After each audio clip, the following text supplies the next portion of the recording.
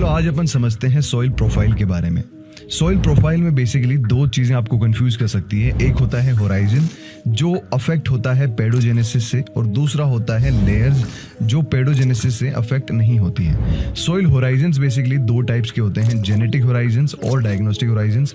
Genetic Horizons वो जो basically qualitative judgement बताते हैं, जैसे कि ओ ए ई बी सी आर ये वाली, और फिर होती है डायग्नोस्टिक होराइजन जैसे मौलिक, अम्रिक, ऑर्चरिक। आज अपन समझते हैं सॉइल प्रोफाइल, ये जो जेनेटिक क्लासिफिकेशन है उसमें सबसे पहला होता है ओ होराइजन जिसको हम ऑर्गेनिक होराइजन बोलते हैं। इसमें हाई ऑर्गेनिक मैटर कंटेंट होता है और ये प्रेजेंट होता है सिर्फ और सिर्फ फॉरेस्ट सॉइल्स या फिर वर्जिन सॉइल्स में, और एब्सेंट होता है कल्टिवेटेड सॉइल में।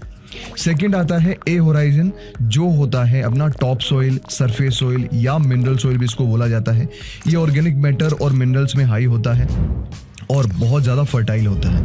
उसके बाद में होता है ई होराइजन जिसको हम इल्यूविएशन बोलते हैं। ये थोड़ा लाइट कलर है और यहाँ से लीचिंग सबसे ज़्यादा होती है।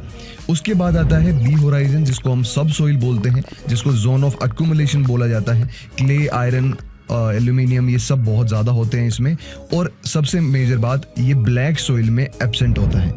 फिर आता है सी होराइजन जिसको हम पेरेंट मटेरियल बोलते हैं। इसमें पार्शली वेदर्ड पेरेंट मटेरियल होता है, बहुत कम बायोलॉजिकल एक्टिविटी होती है। और लास्ट में आता है आर होराइजन जिसको हम बोलते हैं बेड रॉक, जिसमें अनवेदर्ड जो पेरेंट मटेरियल है वो रहता है, और ये सी होराइजन के जस्ट नीचे होता है। अगर जानकारी अच्छी लगी हो तो शेयर करें और IRA वाला को सब्सक्राइब करें।